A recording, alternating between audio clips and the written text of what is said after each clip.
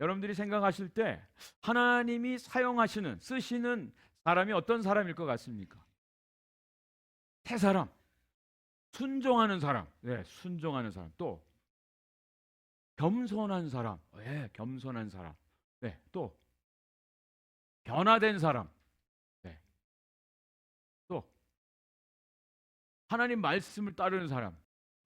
목사, 목사님, 목사라고 다 쓰지 않아요. 네, 목사님, 거룩한 사람, 순종하는 사람, 충성된 사람, 그죠? 아, 여러 이야기가 나올 수가 있겠죠. 또 한 가지 여쭤보겠습니다. 과연 하나님께서 여러분들을 사용하시는 사람이라고 생각되십니까? 하나님이 사용하실 만한 사람은 어떤 사람입니까? 그렇다면 과연 당신은 하나님이 사용하시는 사람입니까? 라고 묻는다면 다른 이야기가 될 것입니다. 근데 다행스럽게 하나님은 평범한 사람을 택하여서 비범하게 사용하시는 분. 아니, 하나님은 정말 평범하다 못해 부족하고 연약하고 실수 많고 금이 많은 사람들일지라도 하나님께서는 당신의 뜻대로 변화시켜서 하나님이 사용하고 하는 거예요. 지금 이스라엘 백성들이 다른 나라처럼 인간 왕을 세워달라고 요구했습니다. 그것은 하나님의 뜻이 아니었어요. 분명하게 하나님께서 이것은 나의 뜻이 아니다, 사무엘을 버리고 나를 버리기 위한 것이다 라고까지 말씀하셨어요. 그렇지만 하나님께서는 이스라엘 백성들의 요구대로 그들이 원하는 인간 왕을 세워주시는 겁니다. 그 가장 첫 번째 왕으로 택함 받은 사람이 바로 사울이에요. 그런데 이 사울 왕을 보면 모든 사람들이 호감을 가질 만한, 이 사람 정도면 우리 왕으로서 전혀 부족함이 없습니다. 먼저는 키가 훨씬 컸어요. 그죠? 네, 머리 하나 더 있는, 그리고 얼굴도 잘생기고 준수하고 젊고, 그리고 그의 아버지 기스는 베냐민 지파 중에 유력한 자, 능력 있는 자, 재산이 많은 자로, 오늘날로 말하면 금수저 중에 금수저예요. 이런 사람 정도면 이스라엘의 왕으로서 손색이 없다 할 정도의 그런 사람이었어요. 그런데 하나님의 원래 뜻하고는 전혀 다른 모습이었죠. 그럼에도 불구하고 하나님께서는 이스라엘 백성들의 모든 요구를 다 들어주세요. 겉으로는 사울이 괜찮고 멋있고 모든 사람들이 허감을 살 만한 그런 인물이지만 과연 하나님께서 원하는 사람이냐라고 했을 때는 바르게 대답을 할 수가 없는 모습이죠. 그럼에도 불구하고 하나님께서는 그 사람을 왕으로 세워주십니다. 지난주에 말씀드렸어요. 우리의 잘못된 요구, 잘못된 기도, 잘못된 요청, 그럼에도 불구하고 하나님께서는 당신의 절대적인 뜻을 이루어 가시는 거예요. 하나님의 역사하심이 여기에 있습니다. 오늘 이 본문 말씀에서 하나님께서는 사울을 이제 왕으로 세우시는 그런 장면인데요. 사울 자신도 본인이 정말 왕으로서 택함 받아도 되는 사람인가 확신이 없었어요. 그리고 사람들도 이 사람이 정말 하나님이 택한 왕인가라고 하는 그것을 검증받아야 될 그런 분명한 과정들이 필요했어요. 그래서 사울을 이스라엘 왕 삼는데 세 단계의 검증 단계를 거칩니다. 첫 번째로는 오늘 말씀에 나오는 대로 기름을 붓는 거예요. 사무엘이 사울에게 기름을 붓습니다. 그 다음에 두 번째로는 제비 뽑기를 합니다. 여러 지파 중에 베냐민 지파가 뽑히고 그 중에 사울이 뽑히게 되어지는 제비 뽑기를 합니다. 그리고 또 세 번째로는 이 에돔이라고 하는 나라와 전쟁을 통해서 그 사울의 리더십을 검증받게 돼요.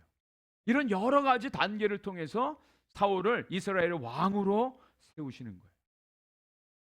그 모든 것들을 통해서 하나님이 이스라엘을 사랑하시고 이스라엘을 당신의 백성으로 세우시는 하나님의 역사가 그 내면에 깔려 있는 것을 보게 됩니다. 또 오늘 정말 하나님께서 사울을 왕 삼으시는 이 사건을 통해서 하나님께서 오늘도 당신의 뜻을 위해서 하나님의 사람들을 세우시고 어떻게 그들을 통해서 일하시는가, 이것을 함께 나누면서 우리 자신이 더욱더 하나님 앞에 드려지는 귀한 헌신의 결단이 있기를 간절히 소원합니다. 먼저 오늘 1절 말씀을 한번 보겠습니다. 이에 사무엘이 기름병을 가져다가 사울의 머리에 붓고 입 맞추며 이르되 여호와께서 내게 기름을 부으사 그의 기업의 지도자로 삼지 아니하였느냐. 여러분, 이 사무엘이 사울에 지금 기름 부어요? 여러분, 기름 붓는 거 아시죠? 구약 성경에는 어떤 사람들의 기름 붓습니까? 네, 선택한 세 종류의 사람이 있죠. 왕, 제사장, 선지자. 예. 그래서 정말 기름을 부어서 하나님 택한 사람이라고 선언하는 거예요. 근데 놀라운 것은 지금 이 기름 붓는데 다른 어떤 사람들이 함께 하지 않아요. 여기 지금 사무엘과 사울 두 사람만 있는 거예요. 함께하는 사환도 먼저 보내고 내가 너한테 할 말이 있어, 잠깐 남어 하고 같이 둘이 있는데 사무엘이 지금 사울에게 기름을 붓고 있어요. 기름을 부으면 모든 사람들에게 다 공식적으로 선포를 해야지 왜 비밀리에 이렇게 하나? 하나님께서 하시는 것은요, 한 가지 그냥 대충 하시지 않으세요. 한 스텝 한 스텝 하나님께서 인도해 가시는 과정들을 보게 됩니다. 가장 중요한 것은 먼저 사울 자신이 하나님으로부터 택함 받은 사람이라고 하는 것을 본인이 깨달아 알아야 돼요. 그래야 왕이 돼서 하나님을 위해서 쓰임을 받을 거 아닙니까? 그런 가운데 하나님이 이 사울에게 확증을 주시는 과정을 거치게 되는데요. 가장 첫 번째로는 이 모든 것들이 하나님의 주권 안에서 이루어지고 있음을 사울이 깨달아 알도록 하십니다. 그것이 오늘 사무엘이 사울에게 이야기한 세 가지의 이야기예요. 어떤 의미에서 보면 생뚱맞은 이야기예요. 이제 라마라고 하는 곳에서 사무엘을 만나고 기브아라고 하는 집으로 이제 가는데, 네가 앞으로 어떤 사람들을 만날 것이다, 너의 앞에 이런 일들이 벌어질 거야. 세 가지 이야기를 합니다. 가장 첫 번째로는 집으로 가는 길에 베냐민 지파 경계에 셀사라고 하는 곳에서 어떤 사람을 만나는데 그 사람이 너가 잃어버려서 찾고 있던 암나귀를 찾았다라고 얘기해 줄 거야. 이 이야기를 해줍니다. 여기 셀사 라헬의 무덤 곁이라고 하는 곳인데요, 베냐민 지파의 경계에 있는 곳입니다. 근데 정확하게는 어느 지점인지는 잘 알 수가 없어요. 라헬의 무덤이 창세기에서는 베들레헴 근처라고도 기록이 되어 있는데 여기 이 말씀에서는 베냐민 경계에 있다고 이야기를 하고 있어요. 어쨌든 신학자들은 지금 라마에서 기브아로 가는 어느 지점에서 사람을 만나게 된 것으로 그렇게 알려주고 있습니다. 그 다음에 두 번째로는 베델이라고 하는 하나님의 집으로 예배 드리러 가는 세 사람을 만나게 될 것이다. 한 사람은 염소 새끼 3마리를 이끌고 있고, 한 사람은 떡 3덩이를 가지고 있고, 한 사람은 포도주 가죽 부대를 가지고 가는 사람들일 것이다. 그 사람들을 만나는데 그 사람들이 너에게 떡덩이 2덩이를 줄 것이야 라고 얘기를 해줍니다. 자, 베델이라고 하는 곳은 하나님을 예배하는 제사 드리는 그런 산당이 있었어요. 거기에 염소 새끼 3마리, 떡 3덩이, 포도주를 가지고 간다는 얘기는 제사 드리는 제물을 가지고 가는 사람들이에요. 이 사람들이 사울에게 문안을 하고 그 중에 떡덩이 2덩이를 준다고 이야기를 하고 있습니다. 여기서 이 떡이라고 하는 것, 제물은 제사장들만이 먹을 수 있는 거예요. 그죠? 하나님의 기름 부음을 받은 사람들만이 먹을 수 있는 거예요. 아무나 먹을 수가 없어요. 그것을 사울에게 주었다라는 얘기는 하나님께서 이제 기름 부음을 받은 사울을 인정하셨다라고 하는 거예요. 그리고 그 당시에 사울이 3일 동안 열심히 나귀 찾으러 다니느라고 배가 고팠죠. 그래서 그 떡을 사울에게 준 것을 말합니다. 그리고 세 번째로는 하나님의 산, 여기 기브아 산당이라고 하는데, 기브아 산당으로 가는데 거기에는 블레셋의 영문이 있다. 여기 영문이라고 하는 것은 아웃포스트. 그 당시까지만 해도 블레셋 군대의 부대가 그 기브아 땅에 있었던 것을 말합니다. 이스라엘 백성들이 조금이라도 이상한 모습을 보이면 블레셋 군대를 파견해서 그들을 제압하는 이 블레셋 영문이 그곳에 있었어요. 블레셋의 압제를 받고 있는 상황이라는 거예요. 거기에서 선지자 무리들이 각종 악기를 들고 나오는데 그들과 함께 네가 거기서 같이 예언을 하게 될 것이다 라는 얘기를 해줘요. 여러분, 이 세 가지 이야기가 그냥 생뚱맞는 이야기 같아요. 근데 여러분 어떠십니까? 그냥 한 가지나 두 가지 정도 그냥 어떤 일들이 먼저 미리 이야기되어졌는데 그 일이 이루어졌다. 참 신기하면서도 우연일 수도 있어. 그렇게 생각할 수 있어요. 근데 세 가지 이야기가 그대로 다 맞아 떨어지는 거예요. 하나님께서 우리들의 삶 속에 이렇게 정확하게 말씀하시는데도 그 말씀들이 이루어진다라고 했을 때 우리가 어떤 것을 느낄 수 있을까요? 이것은 그냥 우연이 아니야. 하나님께서 주장하시고 하나님께서 나를 택하시고 나의 인생을 이끌어 가시는 것이다라고 하는 그런 생각을 하게 될 것입니다. 자, 암나귀를 찾아다녔어요. 근데 잃어버린 암나귀를 찾았다라고 하는 소식을 듣습니다. 그가 그렇게 소원하고 바랐던 암나귀를 찾았어요. 개인의 문제가 해결되어진 겁니다. 그리고 또 떡을 주어서 먹게 했어요. 하나님이 그의 기름 부음을 인정해 주시는 그런 하나의 과정이에요. 그리고 선지자들과 함께 예언을 했다라고 하는 것은 블레셋 영문, 블레셋의 압제로부터 장차 이스라엘을 구원할 왕으로서 그를 세워주셨다라고 하는 하나님의 컨포메이션이라는, 하나님의 일을 감당하는 데 있어서요, 이것이 너무너무 중요합니다. 내가 과연 하나님의 택함 받은 사람 맞아? 나 하나님의 자녀 맞아? 내가 구원받은 하나님의 사람 맞아? 때로 의심될 때도 있어요. 일이 잘 풀리고 기도가 척척 응답되어지면 좋다 그러는데 그렇지 않을 때도 있잖아요. 그런데 하나님은 우리들의 삶에 너무나 정확하게 하나님이 택하신 사람인 것을 증거해 주십니다. 증거해 주세요. 하나님이 우리의 인생을 주장하시고 통치하시는 우리의 진정한 왕 되심을, 하나님의 주권을 날마다 확인시켜 주시는 그 놀라운 하나님의 은혜를 경험하게 됩니다. 그 대표적인 인물이 기드온이라고 하는 사람이에요. 기드온이 사사로 부름을 받았을 때 미디안에 의해서 이스라엘 백성들이 고통을 당하고 있었습니다. 그때 어느 날 하나님이 기드온을, 내가 너를 사사로 택해서 이스라엘 백성을 구원하게 할 거야. 그때 기드온은, 하나님, 나는 므낫세 지파 중에 가장 작은 자입니다. 내가 어떻게 이스라엘을 구원합니까? 그때 하나님께서 기드온에게 하나님의 확실한 부르심에 대한 증거를 보여주세요. 재물을 놓고 거기에 무교병을 놓고 거기다 국물을 다 붓게 합니다.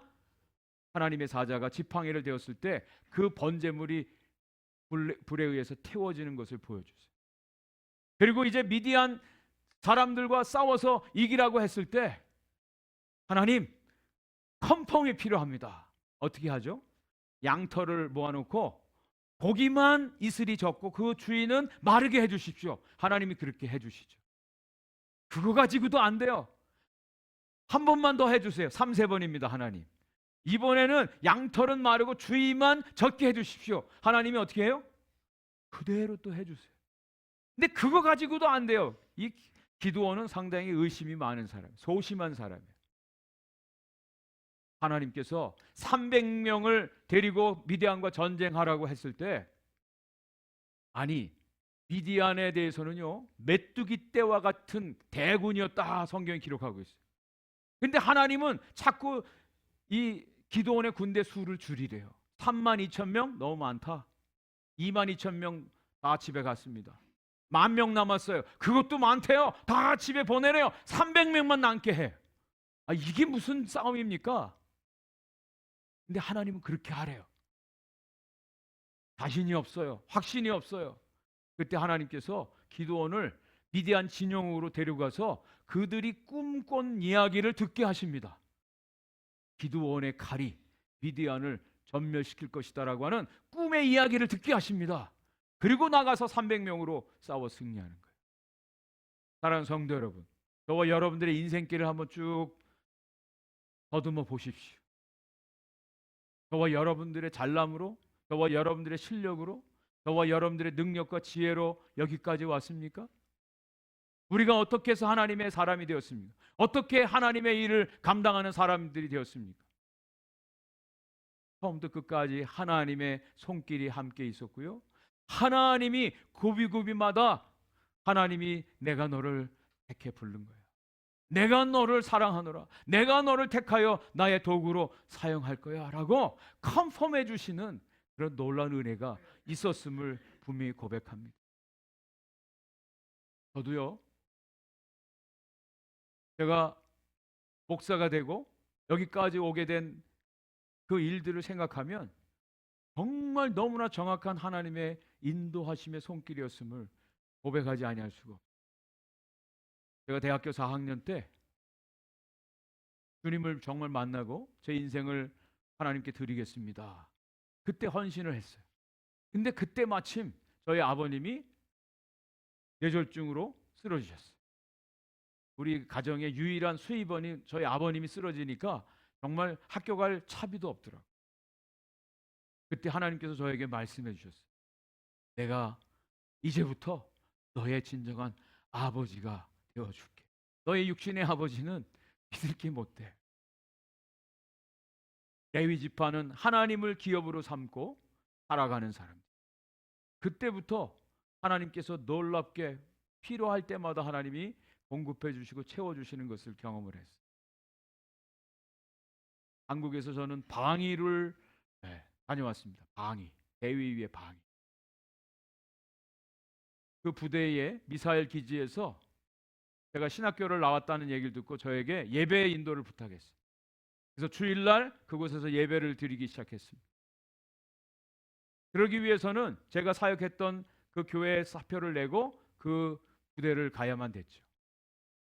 하나님께서 너무나 정확하게 저의 모든 필요들을, 이 방위는 제대라고도 하지 않아요. 소지 배제라고 얘기하는데 1년 반 동안 하나님이 너무나 정확하게 채워주시고 그곳에서 그 교회, 그 부대의 교회를 섬기게 하셨어요. 선군교회라고 하는 예배당을 예쁘게 지었어요. 예배당을 지을 수 없는 곳에 하나님이 예배당을 짓게 하시고 그곳에 하나님의 나라가 임하는 것을 보게 하셨어요. 그리고 미국에 유학의 길을 오게 하셨는데 저희는 이른바 전세 유학생이라고 하는 말이 유행했어요. 한국에서 전세금 한 2천만 원, 3천만 원 다 가지고 오면 이곳에서 학비 내고 차 사고 아파트 얻고 1년을 버틸 수가 있어요. 그런데 그거조차 저희는 아무것도 없었어요. 아무것도 없었어요. 하나님이 가라고 하니까 그냥 순종해서 왔어요. 근데 하나님께서 이곳에서 공부하게 하시고 살게 하시고 그리고 인도네시아에 선교사로 가게 하셨어요.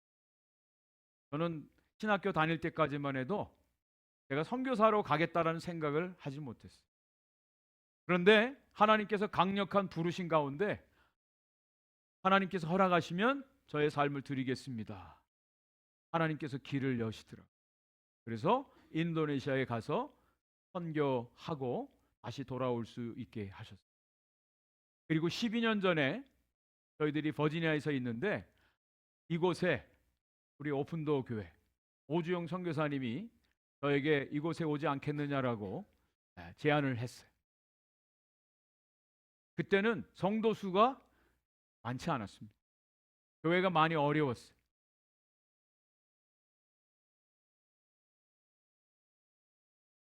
교인들이 좀 있고 건물도 좀 있고 그러면 이 목회하겠다는 이력서가 많이 들어오죠. 근데 이 오픈도 교회는 올만한 사람이 없었어요.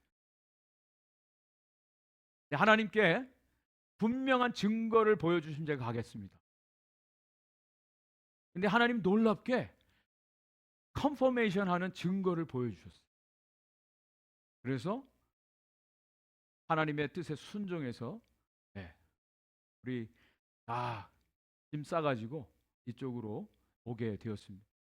여러분들의 모든 삶 속에 하나님께서 인도하시고 또 은혜 주시고 역사하시는 그런 증거들을 다 보여주셨어요. 이것 없이 사는 사람은 한 사람도 없어요. 하나님의 확실한 컨퍼메이션, 하나님의 증거들이 있습니다. 이 모든 것들이 하나님의 주권 안에서 이루어지는 하나님의 은혜임을 믿으시기 바랍니다. 하나님이 택하시고 하나님이 그저 허튼 시간 보내시고 우리를 부르시고 우리를 구원하시는 분이 아니에요. 모든 것들이 하나님의 주권 안에 있습니다. 이것을 믿을 때 우리의 삶이 행복합니다. 기쁨이 있어요. 감사가 넘칩니다. 자, 두 번째, 이 사울을 그렇게 택해 불러주셨다라고 하는 것을 하나님 알려주셨는데 그냥 그대로는 안 됩니다. 하나님께서 택해 주셨다고 그냥 되는 것이 아니에요. 분명하게 반드시 새롭게 되어지는 역사가 있어요. 우리가 가지고 있는 실력, 우리가 가지고 있는 지혜, 우리에 있는 그 모습 가지고는 하나님의 일을 감당할 수가 없어요. 하나님께서 우리를 새롭게 변화시켜 주세요.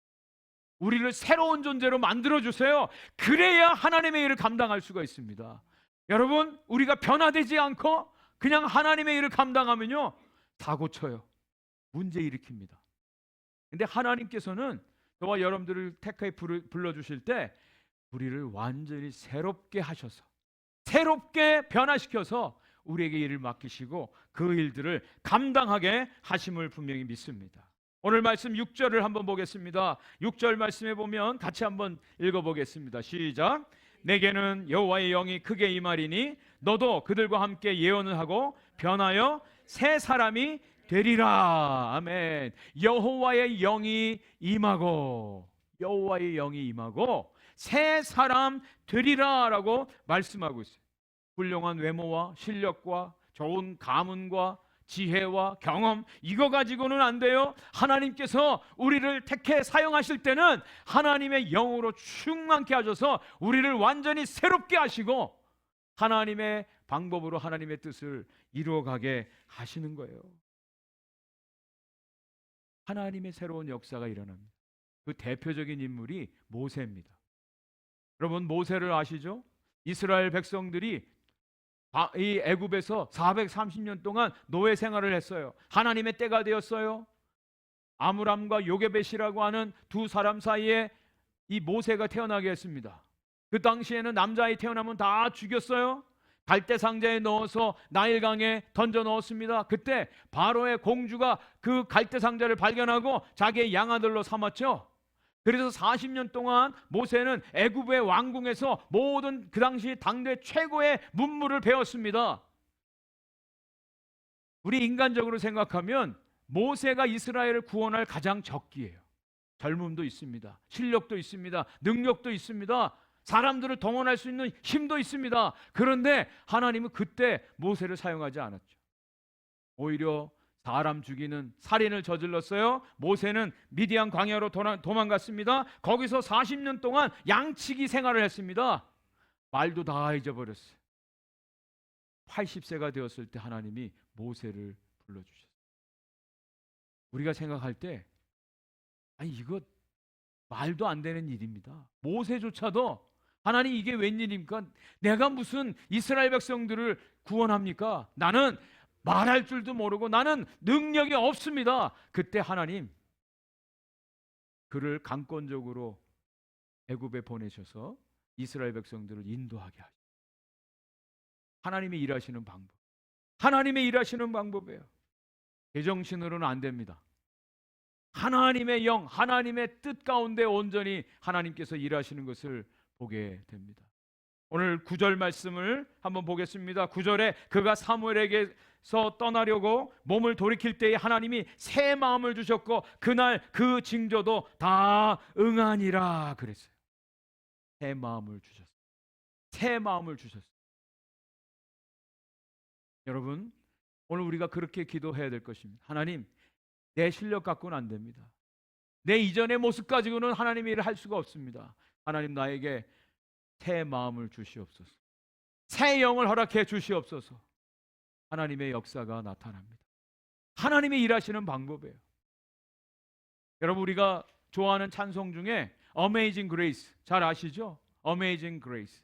이것을 작사한 사람이 존 뉴턴이라고 하는 목사예요. 이 사람이 원래 노예선 선장이었습니다. 11살 때부터 아버지 따라서 노예선 선원으로 들어가서 아프리카 흑인 노예들을 팔아넘기는 그런 노예선의 선장이 되었죠. 1748년 풍랑 가운데 그가 거의 다 죽게 되었을 때 하나님의 긍휼하심을 기도합니다. 하나님의 놀라운 구원을 경험한 그가 변화되어져서 이제 노예 선장에서 목사가 됩니다. 목사가 되어서 작사한 곡이 Amazing Grace. 나 같은 죄인 살리신, 나 같은 죄인 살리신. 이 찬송을 그가 작사를 하고 하나님의 놀라운 은혜를 선포하는 목사의 사명을 감당하죠. 또 멜 트리더라고 하는 목사가 있습니다. 이 사람은 시카고의 아주 유명한 술주정뱅이였어요. 어느 날 이 사람의 3살짜리 딸이 죽었어요. 장례식을 하는데 이 사람이 술 취해서 몰래 사람들 기도하는 동안 몰래 들어가서 자기 딸의 신발을 훔쳐다가 그것을 35센트에 팔아서 술을 마셨던 사람. 이 사람이 20년 후에 유명한 부흥사가 됩니다. 부흥사가 돼요. 여러분 생각을 해보세요. 아무리 술이 좋다고 해도 자기 죽은 3살짜리 딸 아이 지신에 심겨져 있던 신발을 훔쳐다가 술을 먹는 사람. 이런 사람이 말 같지도 않은 이런 사람. 이런 사람도 하나님께서 새 영을 부으셔서 새 사람 되게 하셔서 하나님의 일을 감당하게 하십니다. 우리의 생각과 우리의 경험과 우리의 예상과 우리의 예측 아닙니다.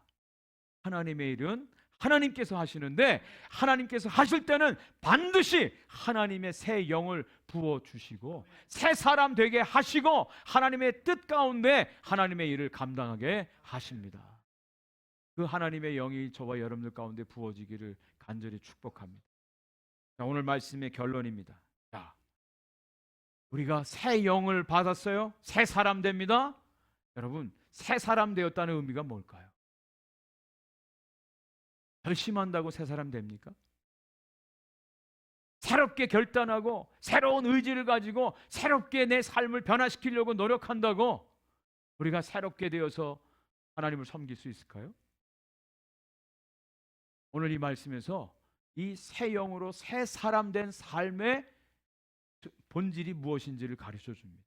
그것이 8절 말씀. 8절 말씀을 같이 한번 다 같이 읽어보겠습니다. 시작. 너는 나보다 앞서 길갈로 내려가라. 내가 네게로 내려가서 번제와 화목제를 드리리니 내가 네게 가서 내가 행할 것을 가르칠 때까지 7일 동안 기다리라.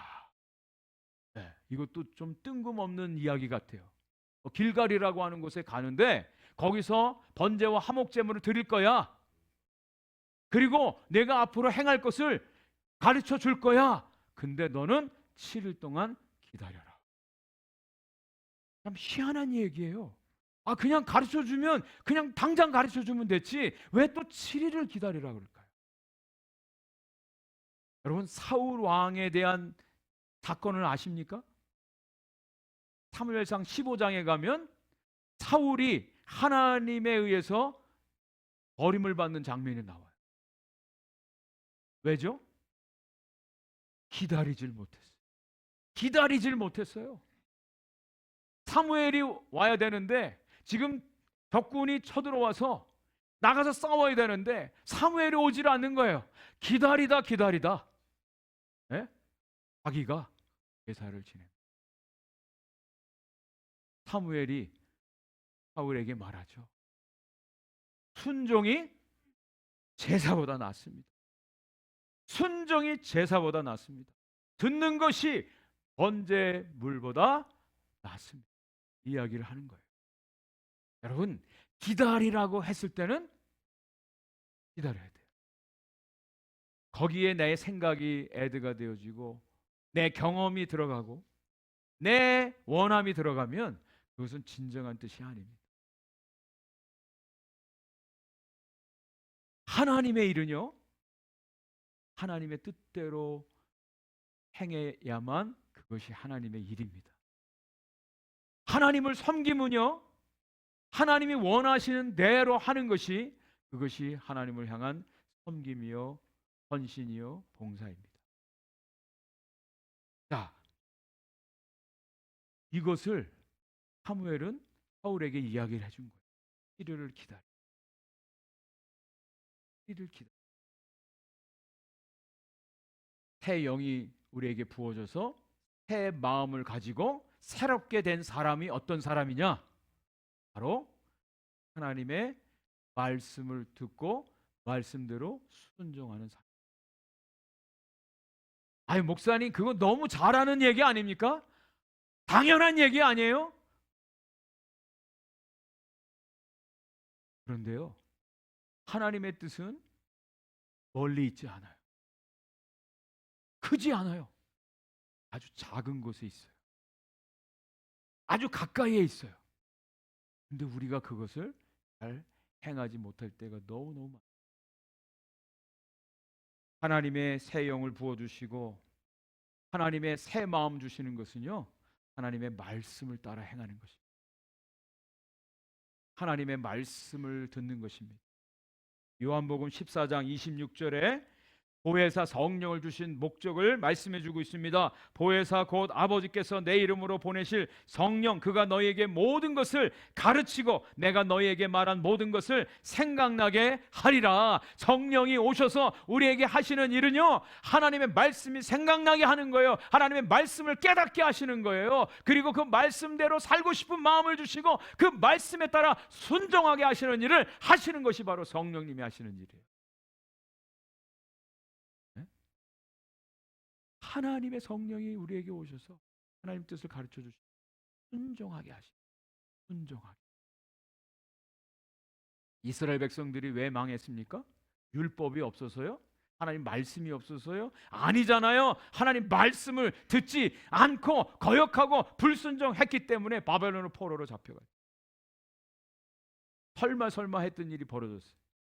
근데 하나님께서 바벨론 포로에서 다시 돌아오게 하셔서 그들 마음 가운데 새 마음을 부어주시는 장면이 에스겔 36장 26절 27절에 같이 한번 읽겠습니다. 시작. 또 새 영을 너희 속에 두고 새 마음을 너희에게 주되 너희 육신에서 굳은 마음을 제거하고 부드러운 마음을 줄 것이며 또 내 영을 너희 속에 두어 너희로 내 율례를 행하게 하리니 너희가 내 규례를 지켜 행할지니라. 아멘. 하나님이 새 영을 주시고 새 마음을 주시는 이유는요, 하나님의 말씀을 듣고 그 말씀대로 순종하게 하기 위함이에요.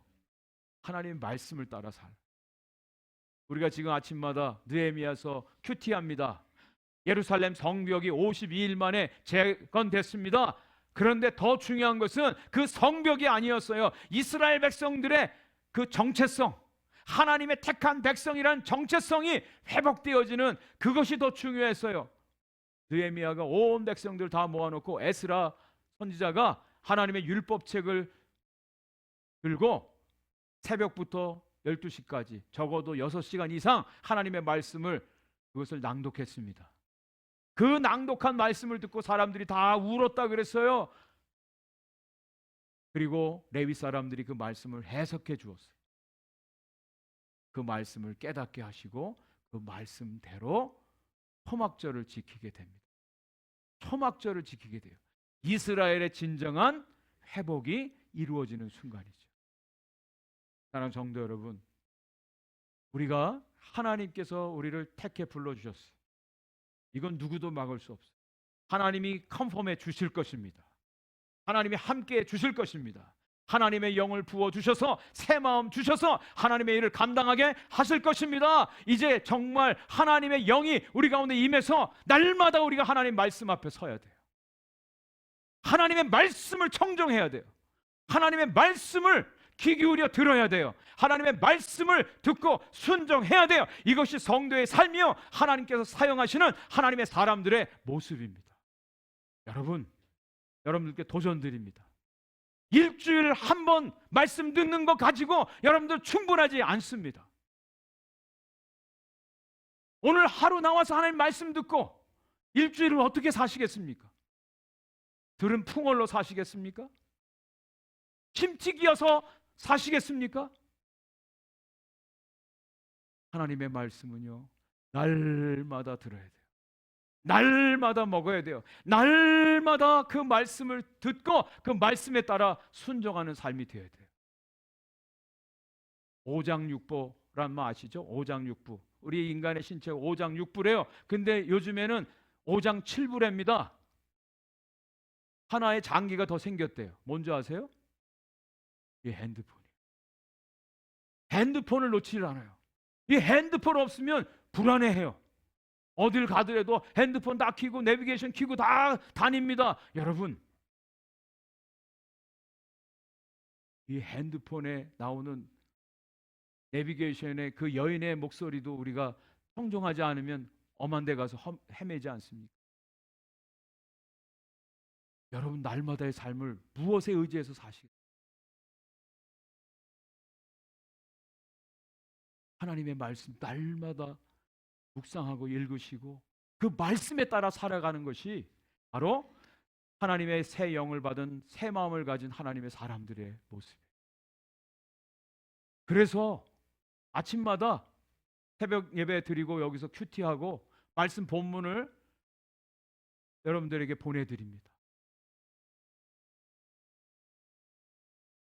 날마다 의지하지 않으면요, 목사인 저도 딴 생각 나고요, 딴짓거리 하고요,